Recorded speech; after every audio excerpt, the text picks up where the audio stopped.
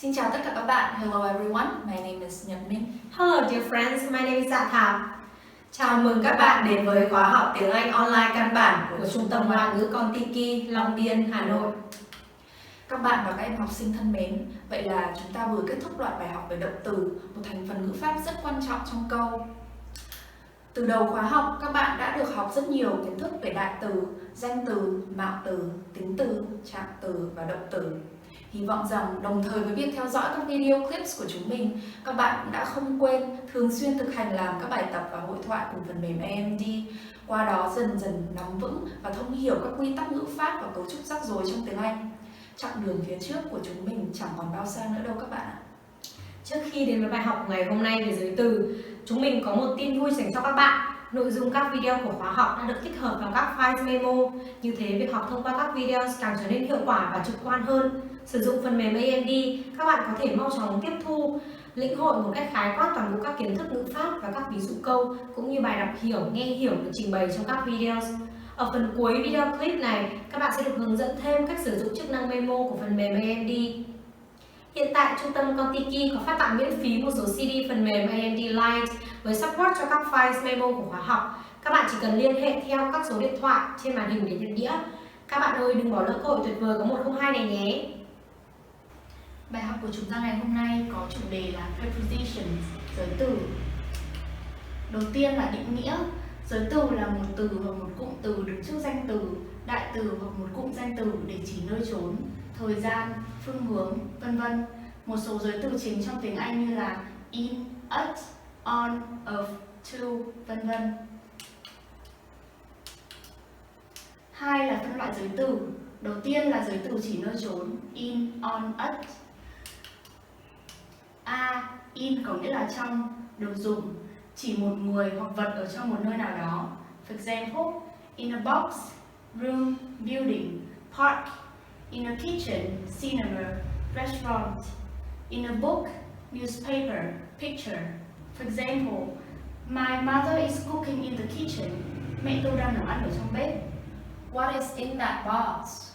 I can hear my husband talking in the next room.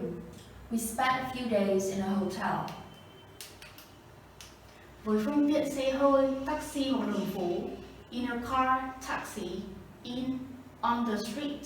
For example, Peter arrived at the party in a taxi. Peter đến bữa tiệc bằng taxi. They live in Hùng Vương Street. Họ sống trên phố Hùng Vương. Giới từ in dùng với một vài danh từ không đi kèm mạo từ để diễn tả một người đang ở tại đó. For example, in bed, hospital, prison, and so on. Tom hasn't got up yet. He's still in bed. Tom vẫn chưa dậy, cô ấy vẫn còn trên giường. Bill was injured in the accident and now he's in hospital. Tiếp theo, trong đất nước, thành phố, phương hướng. In Vietnam, England, France. In Hanoi, London, Paris. In the east, west, south or north. Ho Chi Minh City is in the south of Vietnam. Thành phố Hồ Chí Minh nằm ở phía nam của Việt Nam. He had intended to take a holiday in America. In Britain, children from the age of 5 have to go to school. Are there many opera houses in London? Tiếp theo, để tạo thành cụm từ chỉ nơi chốn. In the front or in the back of a car, room, theater, and so on. In the middle of the room. For example, I was in the back of the car when the accident happened. Tôi ở phía sau của chiếc ô tô khi tai nạn xảy ra. There's a computer in the middle of the room. Có một chiếc máy tính ở giữa căn phòng. Tiếp theo là phần B. Giới từ on nghĩa là trên, được dùng để chỉ vị trí bên trên và tiếp xúc với bề mặt của một vật gì đó. For example, on the door, or floor, or wall, on the ceiling, on the river, beach, coast, etc. On or in the street, on a page. For a few examples, they live on Wall Street. Họ sống trên phố Wall. The picture you are looking for is on page 7. Bức tranh mà bạn đang tìm ở trang 7. I sat on the beach. Tôi ngồi trên bãi biển. Với phương tiện đi lại công cộng hoặc cá nhân như xe đạp hoặc xe máy, like on a bus, a train, a ship, on a plane, a bicycle, a motorbike, or a horse. For example, Mary passed me on her bicycle. Mary đạp xe ngang qua tôi. There were too many people on the bus. Có rất nhiều người trên xe buýt. Để tạo thành cụm từ chỉ nơi trốn như on the right or on the left, on horseback, on the way to school, on the back or on the front of the envelope, the paper, etc. On top of the wardrobe, on or at the corner of a street. Like in Britain, people drive on the left. Ở nước Anh, mọi người đi xe phía bên trái. Write a name on the front of the envelope. Hãy viết tên của bạn vào mặt trước của phong thư. He stood on the street corner waiting for the bus. Tiếp theo là giới từ at, có nghĩa là ở, được dùng đầu tiên là để diễn tả một vị trí được xác định trong không gian hoặc số nhà. For example, at the door, bus stop, traffic lights, or at the party, meeting, desk, at 69 Trần Hưng Đạo Street.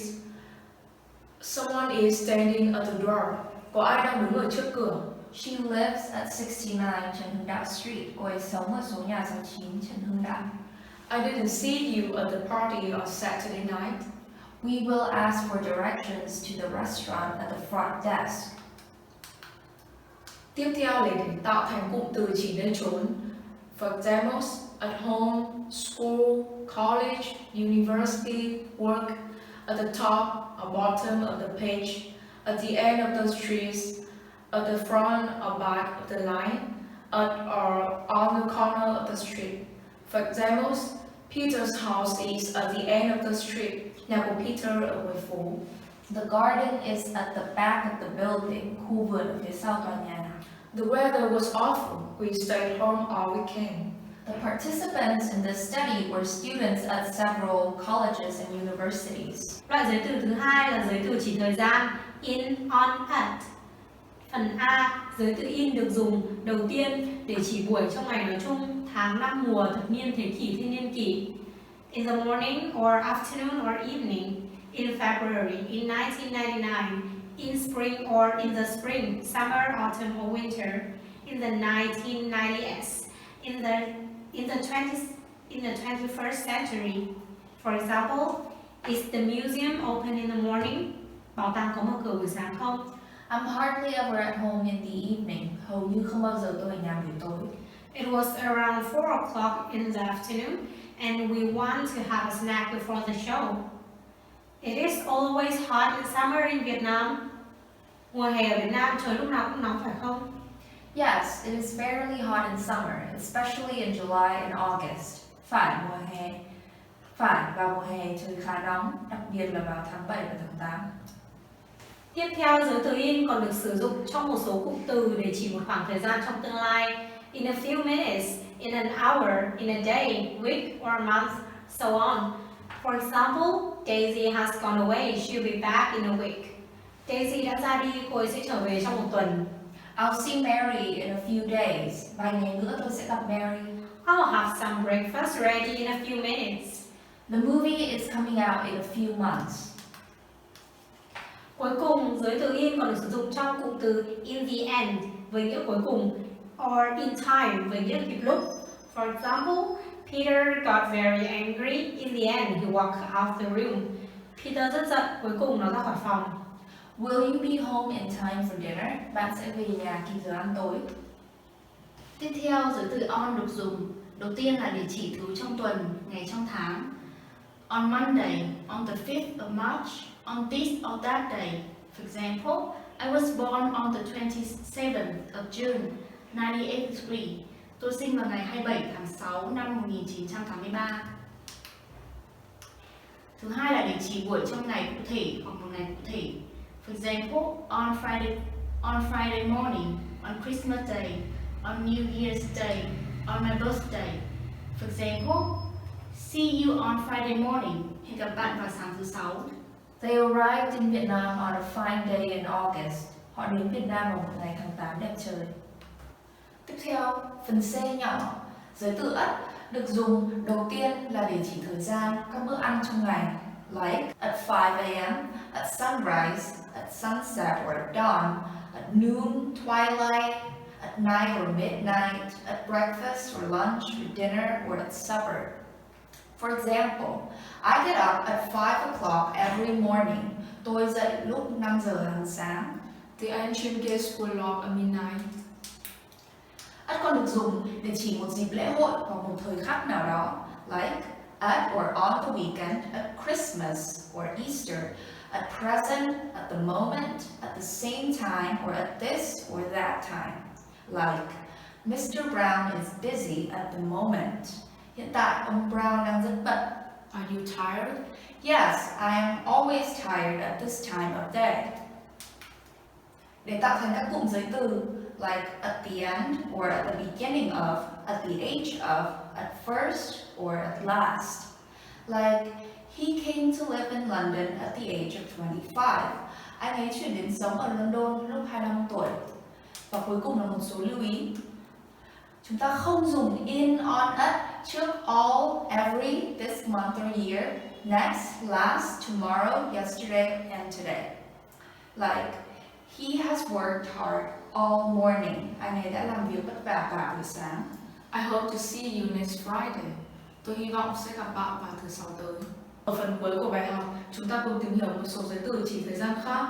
Đầu tiên là from to, until, till, có nghĩa là từ, đến, tương tự với between, and. For example, every morning he plays tennis from 6 to 7. Anh ấy chơi tennis từ lúc 6 giờ đến 7 giờ sáng hàng ngày. From 1922 till 1925, she lived in Prague. Tiếp theo là giới từ since, có nghĩa là từ khi dùng với mốc thời gian. For example, I've been waiting for her since 5 p.m. Tôi đợi cô ấy từ lúc 5 giờ chiều. I've been here since the end of June. Tiếp theo là giới từ for, có nghĩa là trong, dùng với một khoảng thời gian để nói một việc nào đó xảy ra trong bao lâu. He has lived in Paris for 3 months. Anh ấy sống ở Paris được 3 tháng. We watched television for 2 hours last night. Tối qua chúng tôi đã xem TV trong 2 tiếng đồng hồ. Tiếp theo là giới từ during, có nghĩa là trong khi hoặc trong suốt. For examples, you have to be quiet during the performance. Bạn phải giữ im lặng trong suốt buổi biểu diễn. She screamed every day during the summer. Giới từ tiếp theo là until hoặc till, có nghĩa là cho tới khi. Like, she'll be here until Thursday. Cô ấy sẽ ở đây cho đến thứ Năm. He continued to teach until his death in 1960. Giới từ by có nghĩa là vào khoảng, trước hoặc đến một thời điểm nào đó. For examples, you must be home by 9. Bạn phải về nhà lúc 9 giờ. I posted the letter today, so they should receive it by Monday. Hôm nay tôi đã gửi thư đi, vậy chắc họ sẽ nhận được thư vào thứ Hai. Tell me by Friday whether or not you can come to the party. Muộn nhất là vào thứ Sáu, bạn hãy cho tôi biết bạn có thể dự liên hoan được hay không. Và cuối cùng là giới từ before, có nghĩa là trước lúc, hoặc after, có nghĩa là sau khi. Like, come and see me before or after lunch. Hãy đến gặp tôi trước hoặc sau bữa trưa. He left just before sunrise. Bây giờ chúng ta chuyển sang phần làm bài tập ngữ pháp trên máy tính, bài tập 8.1.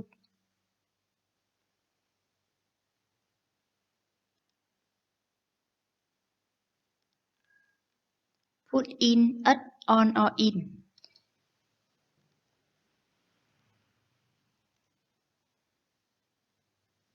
Number 1. Mozart was born in Salzburg in 1756. Number 2. I haven't seen Kate for a few days. I last saw her on Tuesday.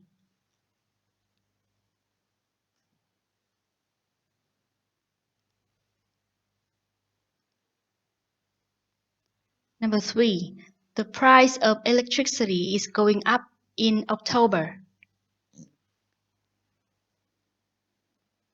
Number 4. I've been invited to the wedding on the 14th of February.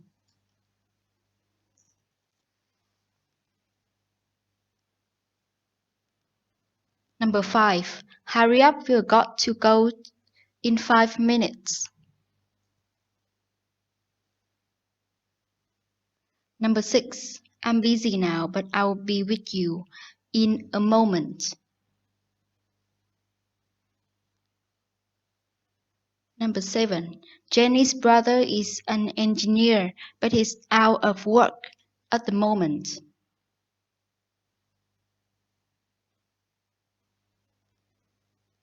Number 8. There are usually a lot of parties on New Year's Eve.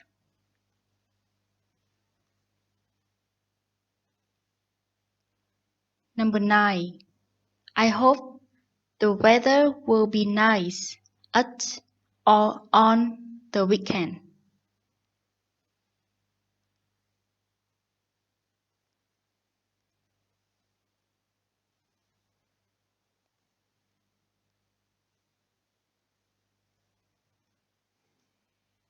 Number 10. On Saturday night, I went to bed at 11 o'clock.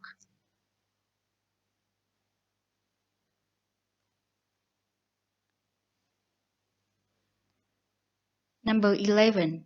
I don't like traveling at night. Number 12. We traveled overnight to Paris and arrived at 5 o'clock in the morning.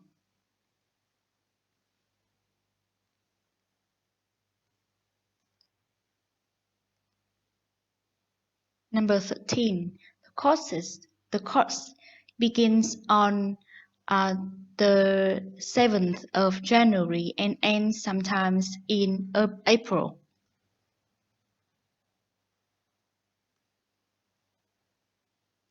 Number 14. It was quite a short book and easy to read.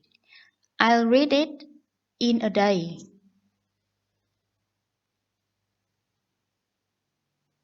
Number 15. The telephone and the doorbell rang at the same time.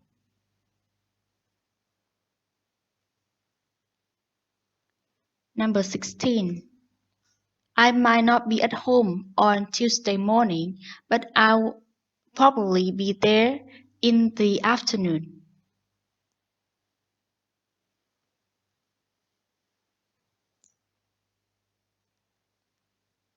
Number 17. Mary and Henry always go out for a meal on their wedding anniversary.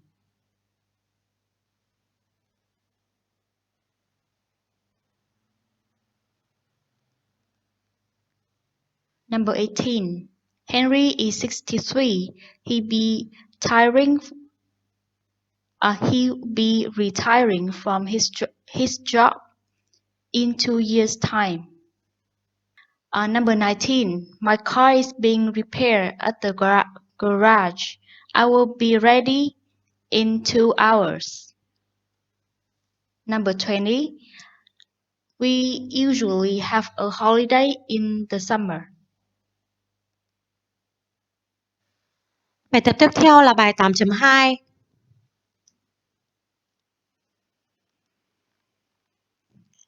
Exercise 8.2.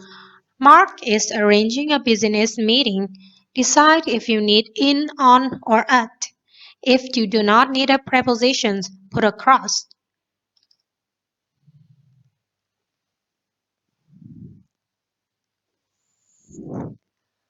I'm sorry, I was out when you called on yesterday afternoon, Alice.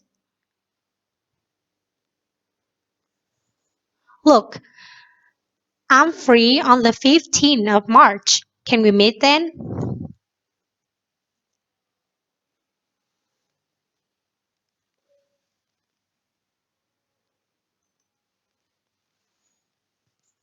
I'm pretty busy next week. I'm afraid I can't see you on Friday.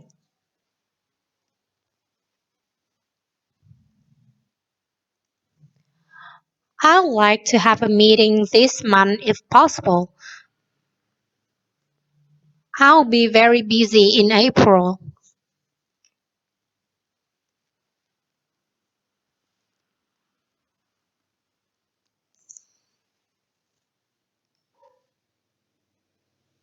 I'm going away at Easter. So how about the week after? Shall we meet on the 27th? That's a Wednesday.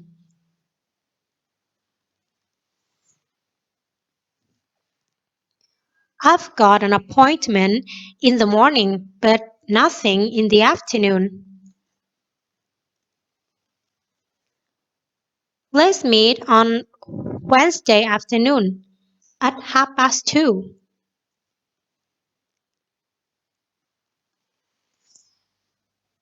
Bài tập tiếp theo là bài 8.3. Exercise 8.3. Complete the conversation using prepositions of time in, on, at, by, during, until, for, and since.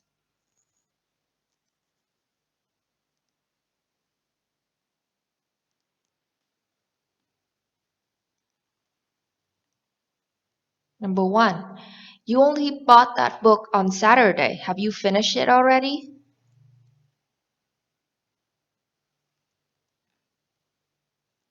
I read it for about 3 hours yesterday evening.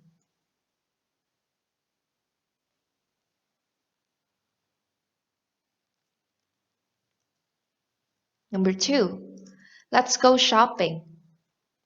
I think it's too late to go shopping. The shops are only open until 5:30. They will be closed by now.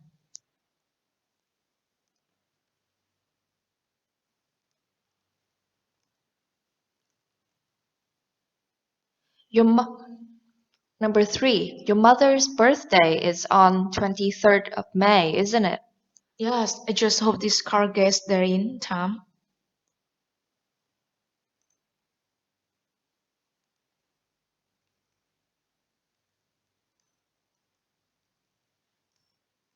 Number 4.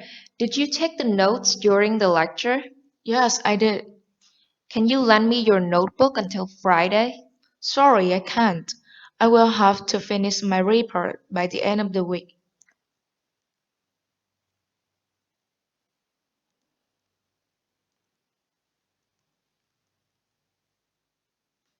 Number 5. How long have you been learning English? Well, I studied for 5 years at school and have been having evening classes since last summer. That's when I left school.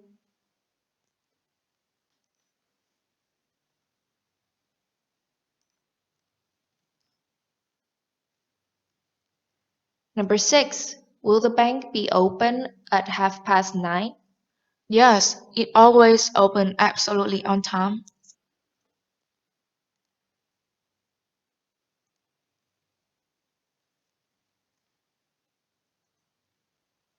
Number 7. Where are the children? I suppose they'll be here. Well, the children aren't here in the moment, but they will be back in a few minutes.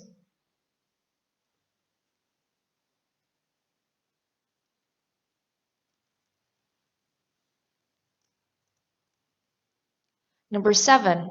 Where are the children? I suppose they'll be here. Well, the children aren't here at the moment, but they will be back in a few minutes.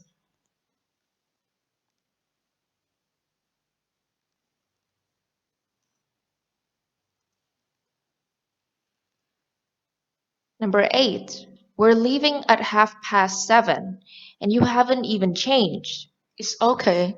I can easily shower and change in 10 minutes.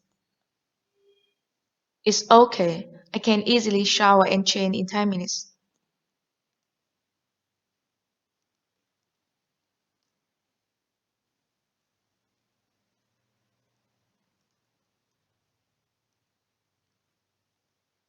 Number 9.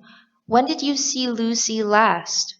I went to the theater 3 days ago and I met Lucy during the interval, but I haven't seen her since then.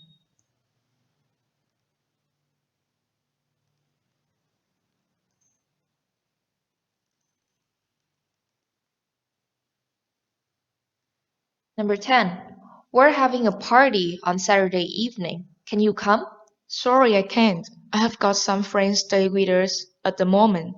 They are staying until Sunday.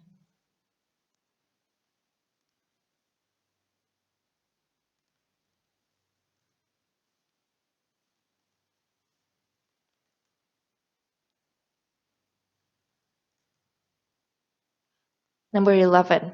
We were all very hungry when we arrived. We hadn't had anything to eat during the journey. Oh God, you haven't had anything for 10 hours, had you?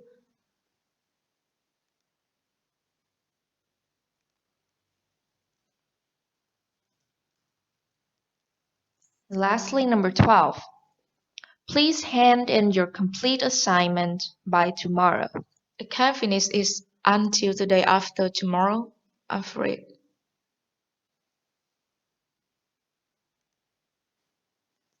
Bài tập cuối cùng là bài 8.5. Exercise 8.5. Complete the sentences with in, at, or on.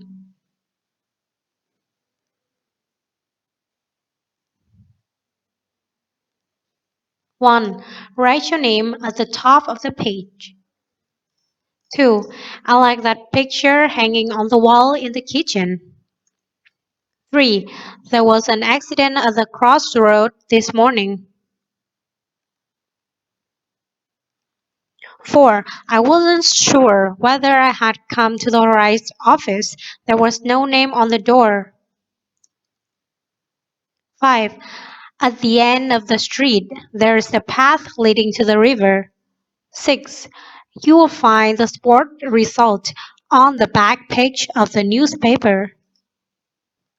7. I wouldn't like an office job. I couldn't spend the whole day sitting at a desk. 8. My brother lives in a small village in the southwest of England. 9. The man the police are looking for has a scar on his right cheek.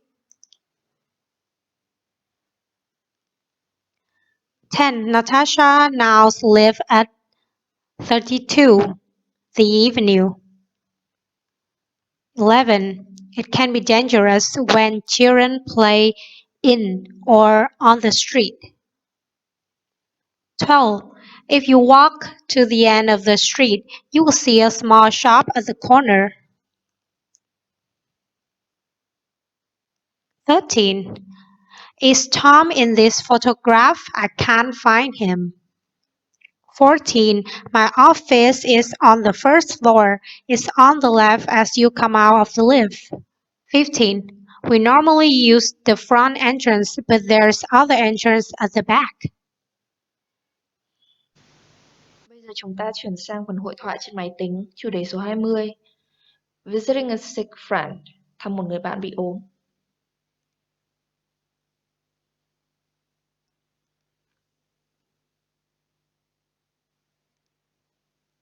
How are you feeling? I feel much better, thanks. I bought some flowers for you. Where shall I put them? Thanks, please put them on the table over there. I hear it was appendicitis. I hope it's not very serious. Take a seat, please. How was the operation? Everything turned out for the best. Shall I bring you something to eat? Since the operation, I have only been taking liquid food. Yes, you better stay away from solid food until the doctor gives the words. But I do hate to be confined to bed. You better take things easy for a while. What does the doctor say? He says I will be up and about very soon. I might be able to leave the hobby store in a few days. I'm glad to hear that.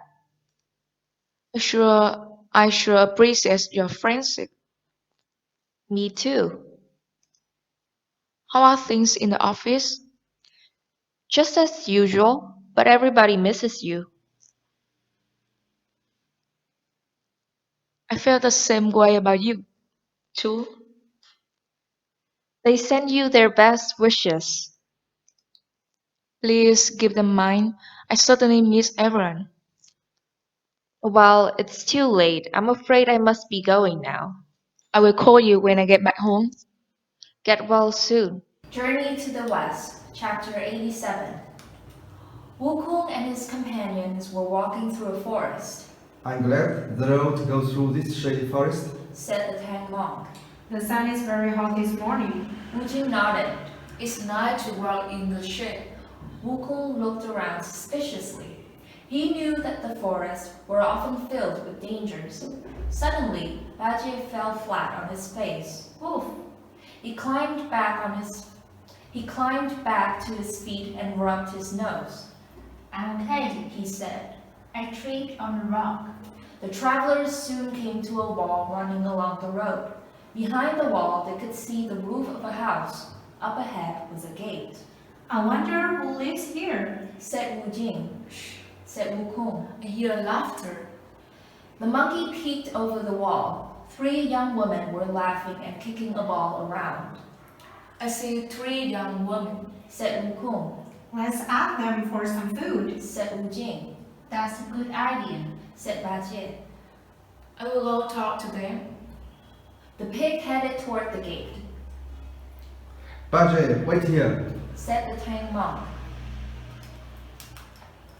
He looked at his companions. I will speak to the women. You 3 might frighten them. Frighten them? Bajie echoed. Yes. Said the Tang monk. After all, Bajie, you are a large, talking pig. Wu Jing, you are big and purple. And Wukong, you are scary sometimes. The monkey shrugged. Wu Jing nodded. Fine. Snapped Bajie.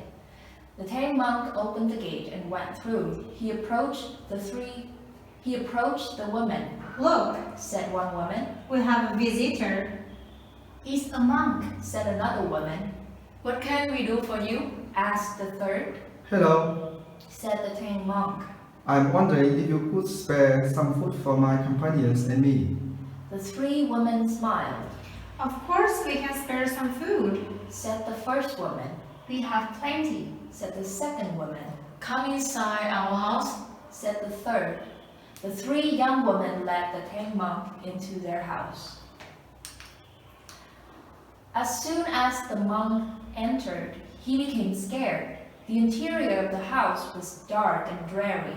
Dust covered everything, and cobwebs hung from the walls. Tell us, monk, Said one woman. why are you walking through a forest today? The Tang monk looked around nervously. I'm going to the Western Paradise to... You are the Tang monk. Shrieked all 3 women. The Tang monk took a step back. You heard of me? Of course. Said one woman. All 3 women reached behind their heads. They began to pull out long strands of spider silk. Swiftly, they moved toward the Tang monk. What's taking master so long? Asked Wukong. The monk's companions were waiting outside in the road. He's probably inside that house, enjoying a nice meal. Said Bajie. Meanwhile, we're out here, starving. The Tang monk wouldn't do that, Bajie. Said Wu Jing. Wukong looked worried. We had better take our master. If there's food, I want to be there. Said Bajie. I will go with you. The 2 of them went to the gate. When they saw the house, they both gasped. The house covered in spider webs. Cried the pig. Wukong kicked in the gate and they rushed toward the house. Các bạn thân mến, như phần đầu video chúng mình đã đề cập đến chức năng mới nhất trong AMD với tên gọi là Memo. Chức năng mới mẻ và độc đáo này sẽ trợ giúp các bạn ghi nhớ và viết đúng các mẫu câu một cách hiệu quả. Các ưu điểm chính của Memo gồm có: các bạn có thể tự chọn lọc cho mình các mẫu câu từ những nguồn khác nhau tùy ý.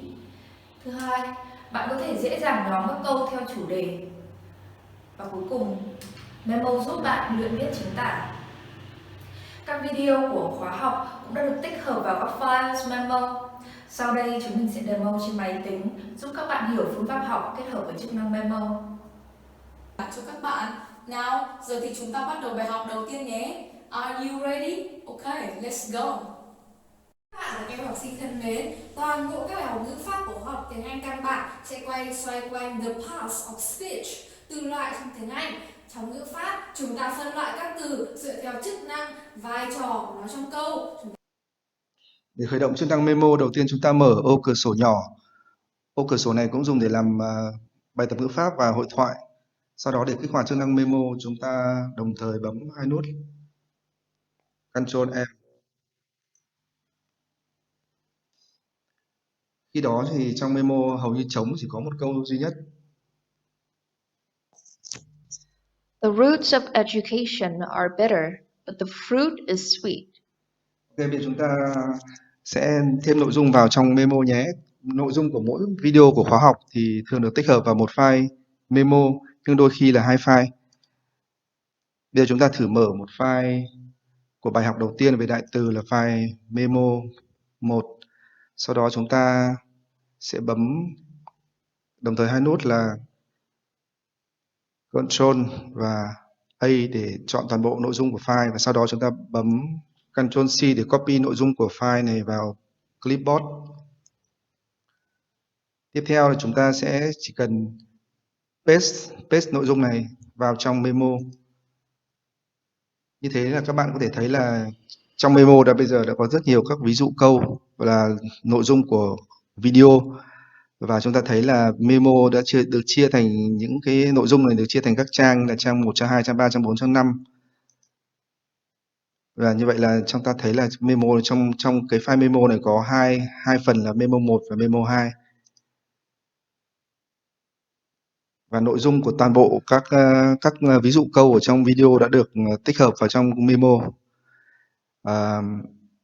Để khi chúng ta bấm vào dấu cộng ở đây thì nội dung của câu sẽ được hiển thị toàn bộ ở trong ô cửa sổ bên trên.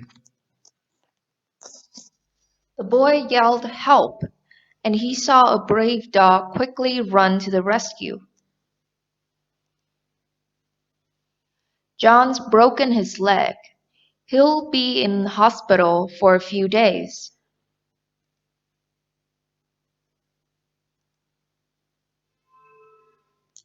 Toàn bộ nội dung của phần đọc hiểu cũng đã được xuất hiện, cũng đã có ở trong memo. Ok, còn nếu mà chúng ta muốn kiểm tra chính tả, chúng ta gõ ở phía ô bên dưới.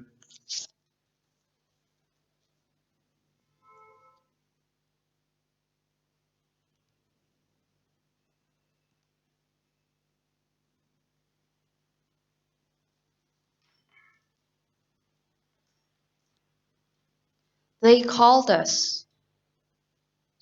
They called us on the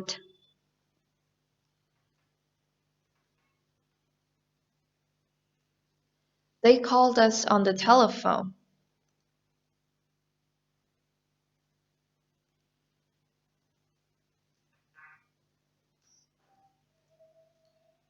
I bought you.